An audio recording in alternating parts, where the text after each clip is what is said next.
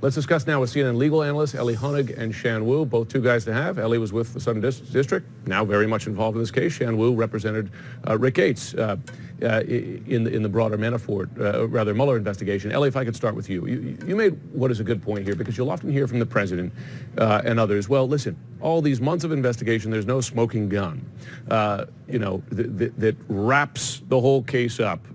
You're an experienced prosecutor. Is there normally a smoking gun like that? Almost never, Jim. What the president is trying to do here, and I think quite transparently, is raise the bar. And I think he wants to make it so that if there's no smoking gun, nothing bad can happen to me. That is not the way real-life prosecutions work. That is not the way real-life common sense works. When we make cases, when prosecutors make cases, it is based on all of the evidence taken together, piece by piece, and that's what Mueller's doing here. And I don't think the timing of the tweet is coincidental. It never is with this president, right? He tweets this just as the broader picture of his financial dealings with Russia, his indebtedness to Russia, and his motive to deal with Russia is coming into sharper focus. Well, remember all the way back to Friday morning where the president had that series of tweets attacking the investigation, and lo and behold, that afternoon. Often the tweets are connected to what's coming or what has just come.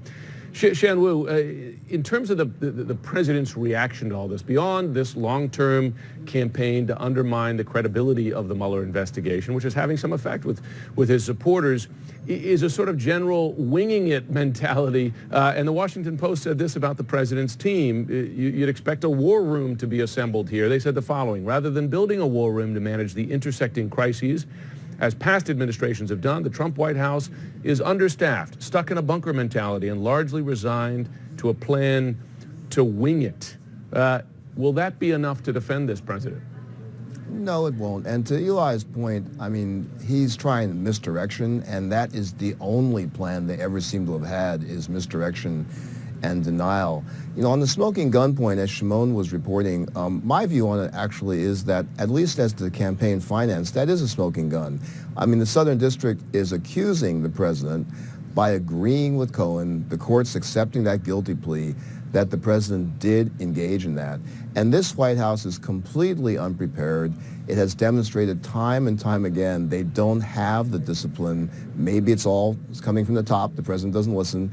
But they have no structure. They have no discipline. They couldn't possibly run a war room. I mean, their entire operation is just constantly at war. They're under siege 24/7. There's no discipline whatsoever. I mean, if you look at the number of people who've been interviewed by the special counsel's office, that tells you something.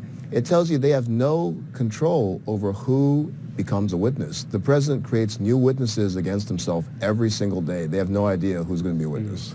Ellie, let's get at this crime that Shan referenced there, which is that by paying off these women who alleged affairs with the president, Stormy Daniels and Karen McDougal, during a campaign, you are in effect, well, you're violating campaign finance laws because you're using money and clearly, and this is a point I don't think we've emphasized enough, hiding those, because disclosure is a big portion of this, and there's a deliberate effort, Michael Cohen says, to hide these payments.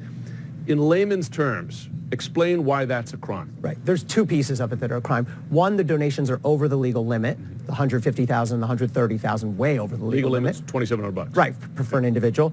And two, they're not being disclosed. You have to disclose every contribution you get. So it's sort of cheating in the campaign. And one important point, I've heard other people, commentators, say, well, is it going to be enough to impeach? It's not really big enough. But the thing to remember is this is not some crime the president committed in his separate private life. If the proof is there, and if he committed this crime, it went to the very process that resulted in him taking the White House. And the Southern District takes pains to stress that in their sentencing memo. They say he corrupted the electoral process. It was an interesting sentencing memo because it wasn't all legalese. I mean, it was an impassioned argument that the Southern District of New York made. And keep in mind, run by a Trump appointee. Remind people that. President will try to dismiss them as Democrats, et cetera. It's run by a Trump appointee.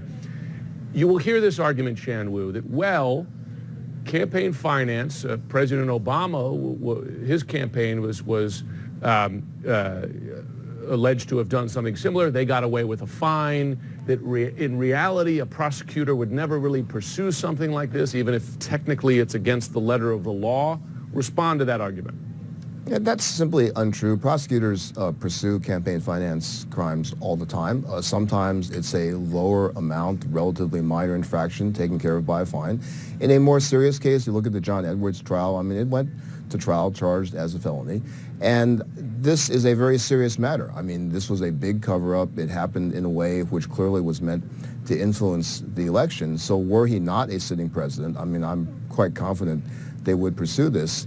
And there's enough legally here, as we've heard from other commentators. I mean, they could certainly impeach on this. It's really a political question for the House to decide if it's worth, shooting that amount of ammunition at this or not. And I think they'll probably have to wait to see what else is coming forward. And there's so much else, as you've mentioned, that Cohen has given them. I mean, the whole issue with the Moscow project sounds like a Foreign Corrupt Practices Act violation. To me, it sounds like a bribe. That's been referenced before as a possible line. Ellie, final question to you, just because you got the Southern District stuff, Michael Cohen, campaign finance, then you have the other, and again, it's Mueller, so it's more of a black box, but what is clear, Russians reached out multiple times to the Trump campaign. Going back to 2015, never once was that outreach rebuffed by Trump, and never was it reported to the FBI. Do folks have a legal obligation to report that kind of offer from a foreign adversary, or is it just an ethical obligation? It's an ethical and prudential obligation. But the question I have is, not only were there so many contacts with people close to Trump, they all lied about it to Congress, to the FBI, to the public, over and over. And that's so telling. People don't lie just for fun or for no reason. People lie because they're hiding something, they're protecting something. And keep in mind, Michael Flynn lied about contacts during the transition, right? Not just during the campaign, during the transition after the president was already elected. And of course, Jeff Sessions had to later amend his testimony, as others did. Shan Wu, Ellie Honig, I know we're going to keep up this conversation because these developments are going to keep coming.